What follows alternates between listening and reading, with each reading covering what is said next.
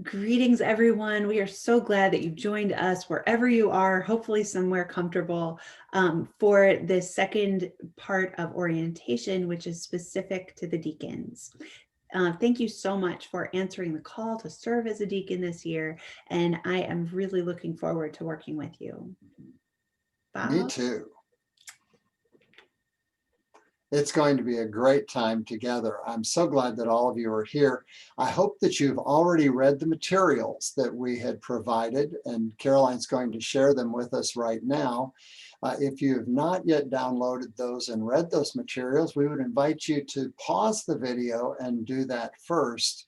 That way will help our conversation immensely, because we're not going to reread all that material to you. We're just going to summarize and highlight a few things. We're so glad that you're here with us. We're going to start on page 4 about how our deacons work. This is an important part. We heard before that deacons are a vital part of the ministry of God's church, have been from its early days. In Acts, we read about how God's people were called for service, particularly to the members and the needy members of the congregation. So you are a vital part of church polity and Presbyterian polity. There are a couple things we want to remember about who we are. First of all, the purpose of the deacons is to care for our members. That is the big picture of what we're trying to accomplish. You also are the front line of representation of the congregation. For many people, you will be the primary conduit of care and communication back and forth for them as they go forth. And when they need to go to the hospital or have other concerns, they will think to call you. Who is my deacon? Where's my deacon? I want to make sure that they know who I am. Now we've got, we're organized in such ways because we're good Presbyterians and we believe in organization. So we have committees that do different items, and you know which committees you'll be working with, that you do the work of the ministry.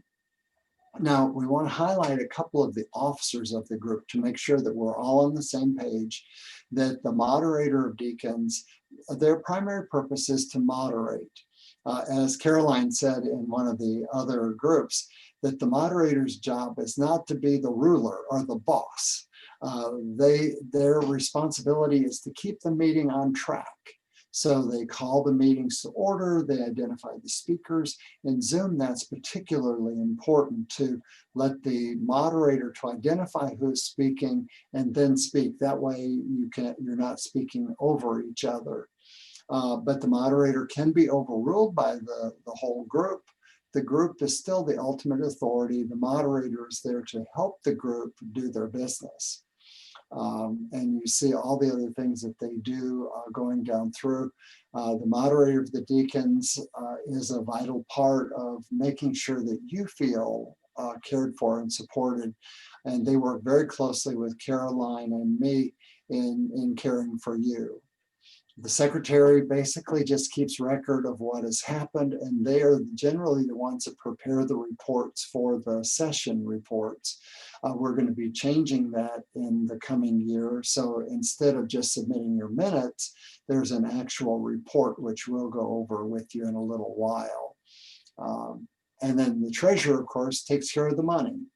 And they will work with Jeff Summers, our director of operations and finance, to keep track of the deacon budget and to make sure that everything is decently in order in our finances.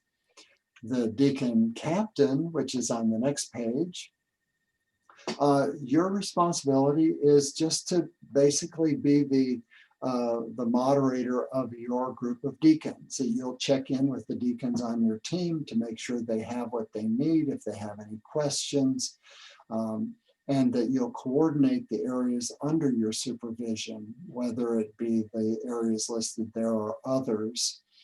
So the deacon captains are vital to keeping things rolling. Presbyterians love lots of organization. Now, this next one really applies to all of us. But in deacons, it's particularly valuable because you spend so much time in the people business, if you will, that the deacons authorize their committees to do their work as part of our covenant. And we are going to ask you to create a covenant for the year. And there's one in your packet in a couple pages that we're suggesting for you.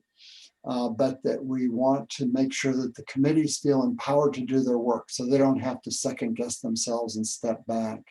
Likewise, that we honor the covenant. And when we go through that in a little while, you'll see how important that is, because it tells how we will treat each other and then how we'll work together. It just makes everything easier. This third one's probably the most challenging for the most church leaders, is to present that united front to the congregation. In any congregation, when we work together and we're moving forward, trying to follow God, there's inevitably going to be some conflict and disagreement about what we should do and how we should do it. And it's very tempting to get in the middle of that as church leaders, because we have information that we can share, and we often end up pouring gasoline on the fire instead of trying to put it out. This, where it talks about being a united front, this basically tells us that we will not triangulate. There's a perfect example. Caroline and I have used it in other settings, and I love to use Caroline as the example because she's really the nicest person I've ever known. In times when there are big decisions to be made, inevitably somebody doesn't get their way, and you may be on that side of the situation at times. Sometimes you'll be on the winning side, sometimes you'll be on the losing side. And there'll be other members that agree with you and wanted it to be different. It's very tempting to say to them, well, you know, we should have gotten our way, but you know, Caroline, she is so strong and overbearing. She just stepped in and took over the whole group. And I can say, because Caroline would never do that. But it's very easy to throw Caroline under the bus or another member of the deacon board under the bus. And that disrespects them and disrespects the whole body of deacons. So instead of doing that, we would say something like, I understand that you're disappointed that it went that way. Let me assure you that your position, as it was my position, was fairly represented and accurately discussed in the group. And at the end of a lengthy discussion, the deacons decided to do this. And I know that you're disappointed, but I hope that you'll accept what they've done. And that's all we say. It's a united front so that we are the servant leaders of the congregation. Now you can see the ways to enhance what we do. You know how to do all of that, so I'm not going to spend a lot of time on that. We just want to make sure that we have orderly reports so that, because we want our deacons meetings to be at 60 or less minutes. And the way that we can do that is by streamlining a lot of the other business kinds of things so that we can spend the time to really discuss the things that are on our hearts and minds as we care for God's people. So you see all that. If you have questions, you may certainly ask that when we meet in a couple of weeks. Now we're moving on to, we can just skip right over this part because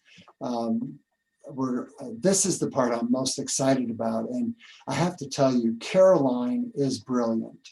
I can see why you love her and have called her and will never let her go, because she's done such an amazing work to draw this vision together of what the deacons can be at First Pres and in the life of God's church. So Caroline, would you tell us about caring for our congregation?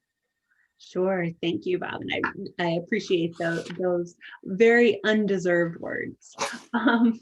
So one of the things, I think I said it in the original orientation, I'll say it again here. To me, working with the deacons is so exciting because a church cannot be a church without what you are doing, caring for each other, seeking out those who are lonely, who are ill, who are frightened, and being their connection to the body of Christ. So we could operate without a lot of things, including pastors, but we can never operate without deacons and without the people doing the work you're doing. So this time together, we're just talking a little bit about like how you're doing that, where we've been, where we are, where we may be going. So we are also doing such care in the midst of an unprecedented time in the life of our congregation and of our community. And we're going to be talking a little bit about that change as we talk about deacon structure. But just a few notes before we get there. The first is that deacons are a part of what we sort of call like this continuum of care, which is how we connect to our members from birth through death and everything in between. We think about those 4 C's, which I'm going to highlight here: connection, communication, compassion, and care. And it's how people feel like, okay, this church is my church. It's not just a church. It is my congregation who holds me in prayer, who cares about my well-being. I know what's going on, and I know that they've got my back. So you can read more about those 4 C's as you read through these documents. I won't go into them in too much detail right here, but I do want to talk a little bit about the deacon structure, because depending on how long you've been with First Pres, you've probably started in at various points in our history. So just to go back in history to the very beginning of the church, so backwards 2,000 years up till about 2005, there was deacons operated in parishes. So a parish is a way of dividing up the community, typically by geography, and one deacon would have the task to care for everybody residing within that geography, to keep track of them, to communicate with them, to pray for them, and to attend to them in times of crisis or transition. In I believe the late 2000s, so prior to my coming to First Pres, this parish model was disbanded. I'm not quite sure of the reasons, but I'm sure that some of you probably know them and lived through them well. And instead of parishes, deacons were reorganized into committees based on ministry tasks. Those 4 committees were worship, which coordinated home communion, among other thour fellowship, so thinking about coffee hour and home and chancel flower programs, welcoming in our older members; outreach, which reached out to people who had lost loved ones; and mentoring, which coordinated with people who were getting baptized, getting married, or joining the church. In 2017, and I was here by this time, we amended this slightly and we had a parish. We started 2 parishes.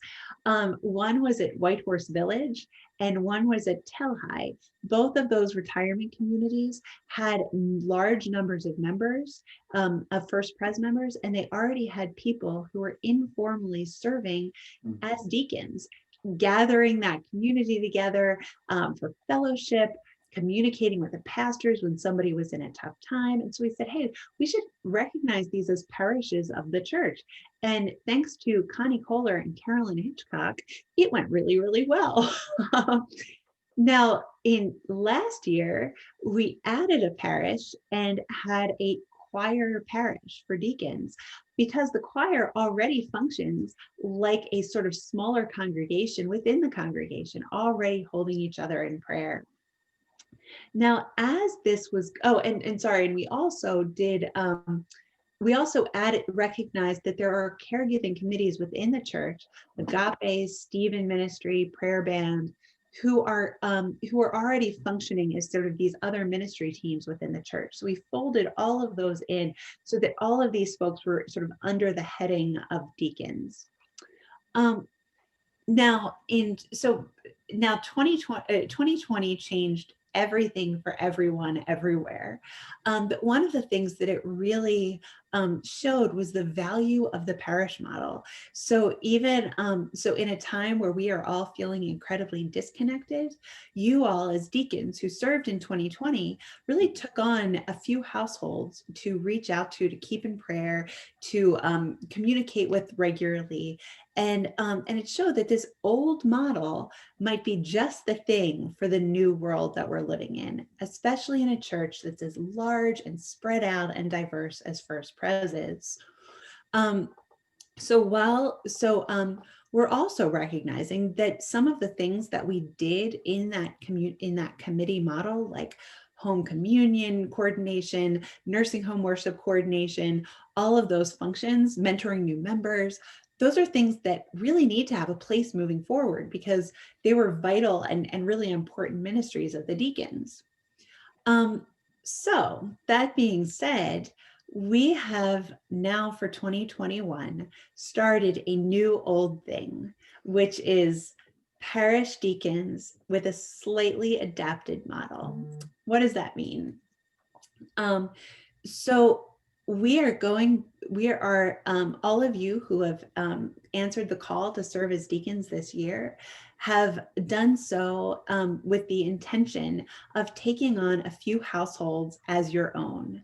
For some of you, those households will be based on stage of life. So we've adapted parishes to have some parishes that just have young families with young children. Some parishes are people in their 20s and 30s. Some parishes are done by geography, so people who live in Downingtown or in Coatesville. And some parishes are done by interest, like choir. And then we have a ton of people in between. And so in the coming days, if maybe you've already, or maybe you will, receive a list of families who you are going to be the primary contact for. In addition, we will have deacon captains who are overseeing some of those particular ministry areas, like home communion and worship and things like that. So you can see a preliminary organizational chart, because we're Presbyterian and we like to organize, that shows that there's a moderator, we have a secretary and a treasurer, and then we have our ministry committees, Agape, which is hospital ministry, Stephen ministry, and prayer band. And then we have these 4 deacon captains, each of which have a number of deacons who are serving with them. I feel like probably you can pause there. I feel like I should stop for questions.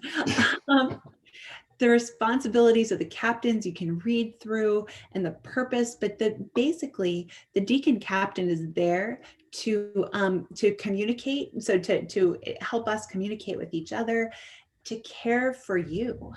So you all are caregivers, so you need somebody to care for you. So the deacon captains have you all, if you're a deacon without that captain role, as their parish and your families.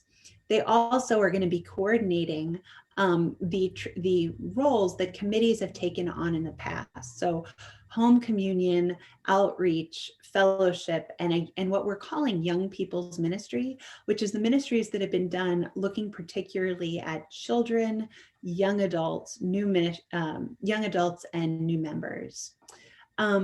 And some of this, I'm not going to go into too much detail with it in our meeting today, because the deacon captains are actively working to really codify and formulate this role. Now, clearly, we have started this in the midst of a pandemic, and we know that what's being presented today is Deacons 1.0. In the coming months, we will probably shift some things, because you will know, and I'm begging you to tell me what works, what doesn't work, what could be changed or added. And so while this is the starting point out the gate, the only thing I'm confident of is that at the end of this year, this document's going to look a little different than it did at the beginning, as we figure out how all of this is working. And one of the things the captains are doing are really taking an active lead in that. Financial policies, procedures, and practices, I'm going to turn over to Bob. Oh, I'll be happy to take those. First, I have to say, I love this program that you all are going to be doing. I love the way that you've adapted it. I like that term, adapted parish ministry, because it allows you the flexibility to hone in on those special groups that could benefit from a unique and special kind of care because of the time in their lives. So well done. I can't wait to see how this works, and I'm here to work with you while Caroline is the primary resource. You're stuck with me too, because I love this part of the ministry. Now, the financial pieces, we're not going to take a lot of time on this because your deacon budget is very simple, but we still want to put into writing how we do this so that you know that if you need funds for the various committees and efforts, how you get that money in. That you basically, in May, will begin the process of pulling together those requests so that we make sure that we've got plenty of time to sort them out and get clarification if we need it. And then the deacons will approve their budget in December so that when we start in the new year, it's all set and ready to go, because everybody likes to have money to do their ministry. Now, this next one about approving to raise funds, most of you remember that in the Presbyterian Church, the session is responsible for all fundraising, and therefore any fundraising that we do needs to be approved by the session, and that includes things of in kind. So if you're raising for special projects where you're asking for underwear or food or whatever, those kinds of drives also need to be approved. The session has decided that we're going to let Finance and Stewardship Committee to coordinate those. And so what we're going to do in future years, we'll create an actual list. But this year, whenever you have those kinds of projects that you're coming up to, if you would drop a note to Bob Smith, who is the chair of the Finance and Stewardship Committee, or to me, we will make sure that that request gets into it. It's primarily just to coordinate so that we don't find two groups doing the same thing on the same Sunday. And that we want to clarify and make sure that our members don't feel confused along the way.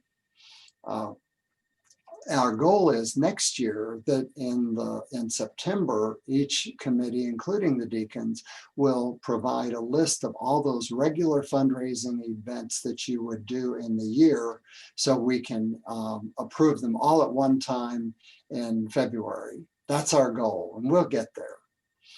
Okay, now how do you spend your money if you adopt the covenant that we're suggesting? Each of these committees is authorized by the Board of Trustees to spend the monies that you've budgeted for them. And we expect them to live within those means. If something happens where they cannot, there's provision further down that if they need more, then they contact that executive committee to explain the need for additional funds and to work out a way to work that out. Occasionally in the life of the church, there are things that we purchase and we would like to be reimbursed. Some of you may buy things for the church and not seek reimbursement. We would ask that you would be reimbursed, because that gives us a clearer picture of what it actually costs to do that ministry. If you do ask for reimbursement and then we give you the check, you can always turn the check back in. But that helps us when we're planning for the future to know what it actually costs to do it. And you see the way we do it right there. There is a rack outside the church office where you can get the little slip, or soon it will be available online. And you can either attach your receipt to the slip, or you can scan your receipt from home and include it with the online receipt. If you require, if that purchase is of a size that requires approval by the committee moderator or a staff person, we get that authorization. Most of what we're doing doesn't, but occasionally it would. And then that we submit that to Jeff Summers by email or by putting it in his box at the church. And then within a few days, you will have your money mailed to you. That's how we're going to do our money for the time being. And we all like money. So thank you for all that you do to share with us in those areas. Now, I'd mentioned the Deacon Covenant. I think Caroline's going to tell us what the covenant looks like. Sure. So this is a document that guides our engagement with one another. Like most things, it's probably one of those things that I encourage you to read through. We will go through it and sort of assent to it at our meeting at our first meeting of the year on the 8th. But just a few things as you read through it to call to your attention today. So one of this first section talks about sort of how we function as leaders in the body of Christ. And so one of the things is just to try to lead by example. As a leader in the church, one of the things that can be helpful is just to think about how is what I'm doing providing comfort or inspiration to others? Am I worshiping, learning, trusting, giving of myself, engaging in a way that provides an example to other people? Because quite honestly, if our officers don't do it, then who will? And you all have been called because you're already doing that. But sometimes being an officer can be a time of deep spiritual growth as you take a very active lead in the church at this chapter of your lives. One other thing to highlight is that maintaining confidentiality within the group. Now, in any church, on a board, particularly during times of change, it would be highly unusual if we ever went through a few meetings without people disagreeing. I would hope that we would disagree, because if everything is always fine and everybody is always on the same page, then it probably means that we are not doing much of importance in our work. And this is particularly of importance as we are in this new stage of a new model. And some people are going to think, oh my gosh, this part works great. And some people are going to say, oh, it's a disaster. What is highly encouraged is speaking one's experience with a spirit of openness, honesty, kindness, and respect. And what is also required of us in order to do that well is, once those doors open, to go back out to the congregation, that we speak with one voice. Bob's given some great language about that, but what I think that we need is to be able to disagree well and to grow well together, is to also feel safe enough to do that, knowing that people aren't going to be like, oh, that, well, I'm going to pick on Laurie since she's the moderator. That Laurie, she made that decision and I disagreed with it, but we all know how bossy she is. I can say that because Laurie is not bossy at all. But we need to be able to disagree safely with one another. So we'll do that together. We're moving down to this furthermore we agree. These are sort of some of how we live that out. We are authorized, each one of you is authorized to do the work of your ministry. You don't have to ask permission to do things which are in your power. And we will also keep the trust in the community, in this committee, in this board. We will seek to make sure that our meetings run smoothly, on time, or end on time, and that they'll be done sort of in order. We will think in each meeting about just where do we feel called. We'll engage with one another in that spiritual work, care for one another as caregivers, which is so important as you are doing this work. And I think so the other thing that I think is important that's not listed here, but something certainly to highlight, is this covenant is something that we'll develop together over the year as well. So if you see anything that really seems like it should be on there and isn't, please think about that and bring it to the group, because this is a living document. Another thing to highlight that isn't on there, but as you know, I'm as a pastor, Bob and I are not members of the Board of Deacons, but as active participants, there'll be times when we say, hey, what about this? What about that? We'll raise our voices as people who care about you all in the community of this church. Just because we've offered a question, an opinion, a suggestion, doesn't mean that we expect you to agree with it and do it. So we, obviously we're human beings, we love being agreed with, but we expect that you won't do that all the time. And if you did, we'd wonder about it. So we know that you're people with hearts and minds, that you have an insight into this work in ways that we don't often. And so I hope, that uh, being collegial is one thing, being deferential is very different. And we would never expect deference. We just expect a great collegial working environment where we can share ideas back and forth. And sometimes your way will sort of hold the day, and sometimes ours will. But we certainly expect that, and look forward to working with you in that honesty, not just as a rubber stamp group, because that would be a waste of everybody's time. Yeah. As you say that, Caroline, it dawns on me that 9 times out of 10, it doesn't end up either my way or your way, but it ends up our way, because what we heard, we end up changing what both said and come up with something better altogether. That's an So, important point. It's not yeah, usually either or. It's usually, yeah, oh, and yeah, and we yeah. go together. Yeah, Yeah, that's so an we help important highlight. improve by doing that. If I might, I'd also like to highlight number 10 in that second group. For me, that's always an important thing to remember, because all of you have given of yourselves freely, feeling a sense of God's call upon your life by the voice of this congregation to serve in this way. But we fully understand that life changes and that things happen in life. And that if something happens to you, I heard this years ago, that serving on the deacons is not a prison sentence.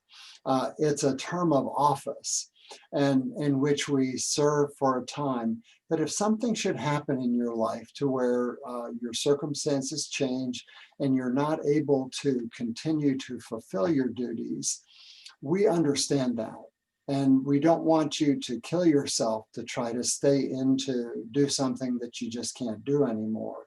If that should occur, please talk to your moderator, Caroline, or myself. And we would love to have conversation with you, but rest assured that if you did need to step down for a time while you were dealing with those situations, that you would get nothing but appreciation and love from the group.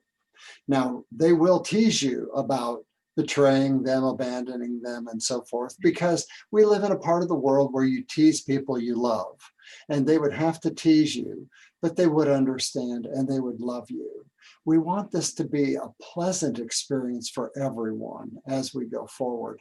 We're trying to make service meaningful and fruitful and even fun.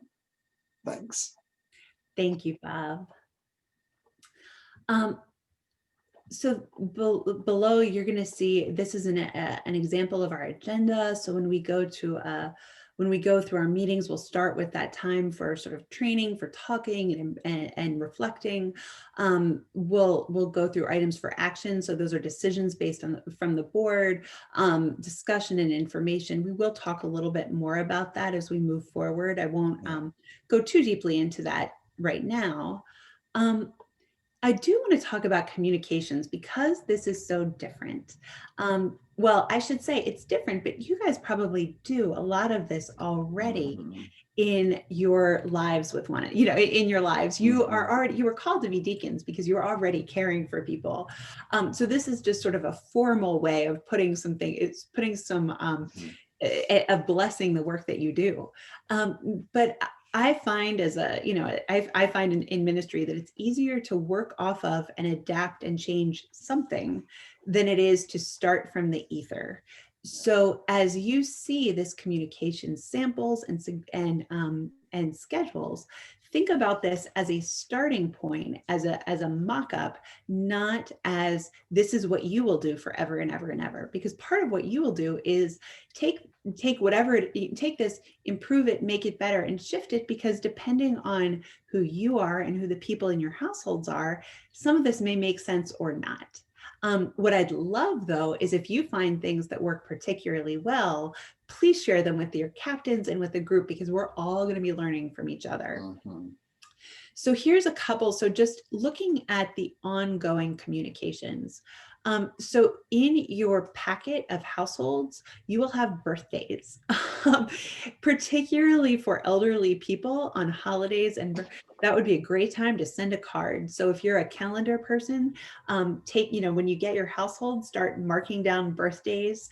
I'll also tell you special dates. So if we know that this is the anniversary of a loss for somebody in your household, that would be a particularly meaningful time to reach out with a card, a call, a message of some type.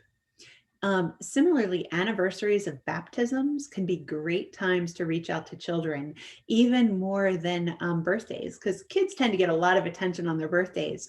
But what might really stand out is a card saying, hey, this time 3 years ago, you were baptized. And so just holding you and your family in prayer today, and Jesus loves you and your church loves you. When the church is notified of a loss or of a significant life event, we will share that with you. So that will come through.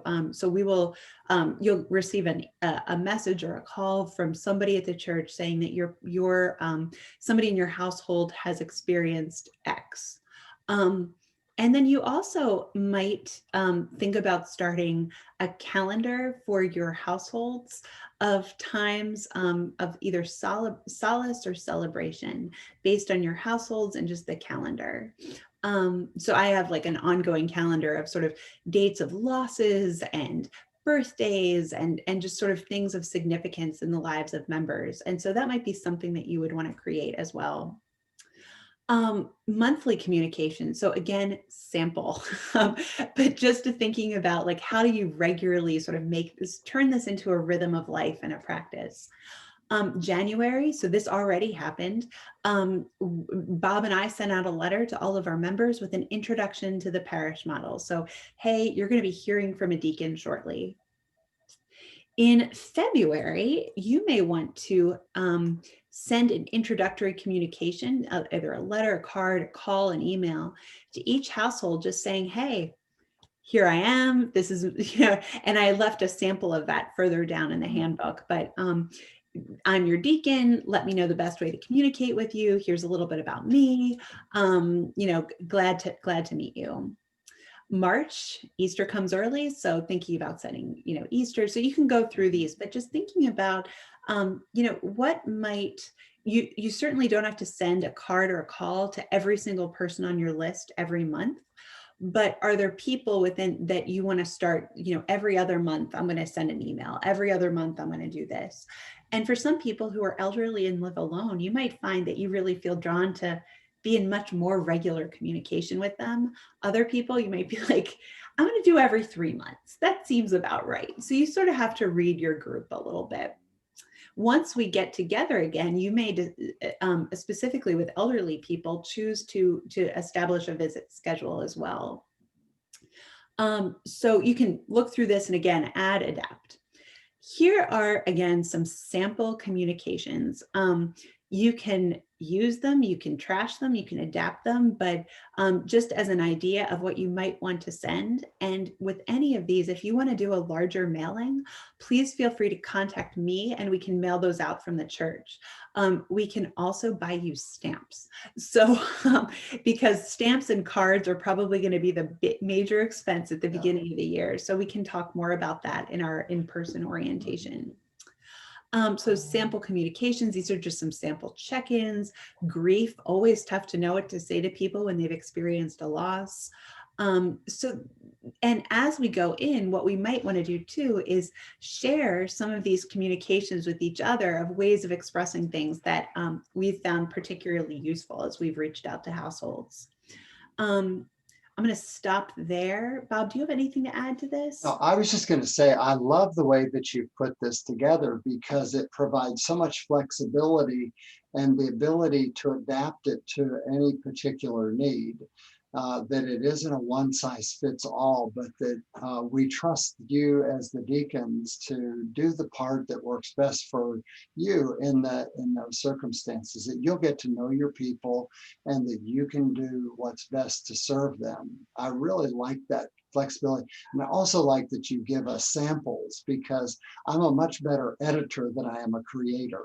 So it's a lot easier to take what you've given me and fill in the blanks and make it my own than to just sit down and try to figure it out from my own. So thank you for that good work.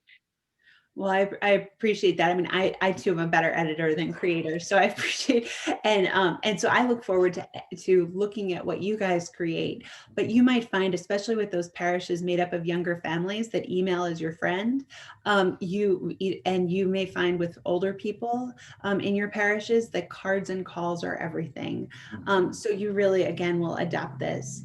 What I will ask, and we'll again talk more about this, is at least at the beginning, if you could keep track of your households and when you communicate with them, we'll provide a sheet for that, a form with your household packet that will be coming out shortly.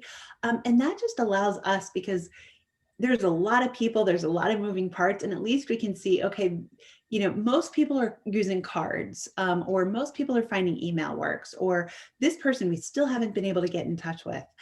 So that way, and we're going to be adapting, we'll adapt that as we go on. I feel very confident. We'll also be adapting our meeting time. So we may find that while we're going to have 4 board meetings each year, that these smaller groups may choose to meet more frequently at the beginning and then move on. And you'll have specific talk with your deacon captain when those assignments come out in the coming weeks.